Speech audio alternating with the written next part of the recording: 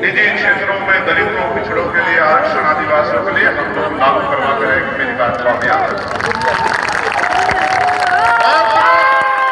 जो आज तक नहीं हुआ, दो बातें बहुत महत्वपूर्ण हैं, आपको समझनी पड़ेगी कि अभी जो अति पिछड़े हैं उनके लिए 15% आरक्षण की अलग से व्यवस्था 27% से अलग होनी चाहिए, जिससे कि वो समाज की मुख्य धारा में आ जाए। मैं आपको विश्वास दिलाता हूं, ये काम दूर नहीं है, ये काम होगा। 27% वालों का कटेगा नहीं और अति पिछड़े वर्ग के लोगों को परेशान नहीं होना पड़ेगा। उनको अलग से 15% आरक्षण हम लोग दिलाते रहेंगे। जब इस देश में बिना किसी आंदोलन के ईडब्ल्यूएस 10% लागू हो सकता है, तो अति पिछड़े भाइयों के लिए भी 15% अलग से आरक्षण लागू हो सकता है। इस बात का भी मैं आपको विश्वास दिलाता हूं। प्यारे साथियों, और अंतिम जो पिछड़े भाइयों के लिए मैं कहना चाहता हूं कि यूजीसी में गाइडलाइन 2012 में भी बनी थी, स्वराज कमेटी से SC ST के लोग थे, लेकिन जैसे ओबीसी को जोड़ा गया तो मंडल कमीशन की तरह आंदोलन हुआ। और आपने देखा कौन खड़ा था आपके साथ? कोई नेता खड़ा था यूजीसी गाइडलाइन के समर्थन में। आप मुझे बताओ ईमानदार से, अपने दिल पे हाथ रखे, इनको जाति के आधार पर आप लोग वोट देने का काम करते हो कि मेरी जाति का मेरा नेता है। जो आज आपके साथ नहीं है, जब आपको जुर्म हो रहा है, आपके अधिकार छिन रहे हैं, कल वो सत्ता में बैठे के आपके बच्चों के लिए कुछ कर पाएगा? आपको फैसला लेना पड़ेगा।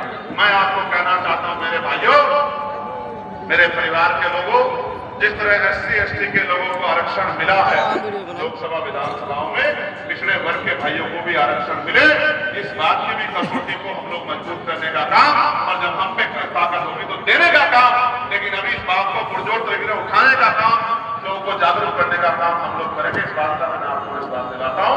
ये काम पहले ना कोई कर पाया और आगे करने के लिए अंदर हिम्मत नहीं है, लेकिन बाबा साहब फूले साहब को मानने वाले, साहू जी महाराज को मानने वाले साहू जी महाराज ने जब 50% लागू किया था, तो साहू जी महाराज को मानने वाले उनके चेले SC ST के साथ ओबीसी के भाइयों को भी लोकसभा विधानसभा में आरक्षण दिलाते रहेंगे, उनकी संख्या के आधार पर। मेरी बात को आप याद रखें।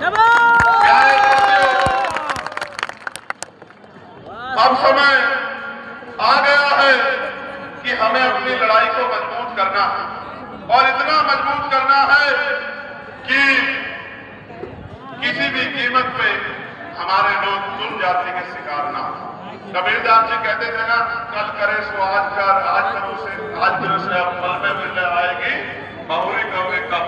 मैं आपको बहुत जिम्मेदारी से कहना चाहता हूं, आप यहाँ आए हो, आप मुझसे प्यार करते हो, दिल में बड़ी इच्छा रखते हो, मोटरसाइकिल में दौड़ लगाते हो, इधर उधर चढ़े हुए हो, अपनी जेब का पैसा खर्च करके आया हो। मैं आपके लिए चिंतित रहता हूं, मगर मैं आपसे पूछना चाहता हूं, क्या सिर्फ नारा लगाने से काम बन जाएगा? क्या नारा लगाने से हमें अधिकार मिल जाएगा? क्या नारा लगाने से बहन बेटियों को रोजगार मिल जाएगा?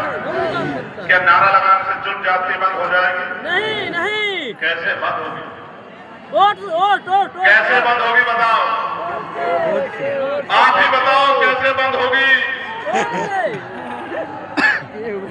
मैं आपको इतना बता देना चाहता हूं, इस देश में आजादी से पहले कमजोर वर्गों के लोगों को वोट का अधिकार नहीं थे। इस देश में 1919 से पहले 3% लोग वोट देते थे, फिर मोंटेगो चेन वोट सुधार समिति बनी और 15% लोगों को वोट देने का अधिकार मिला। वो 15% लोग कौन थे?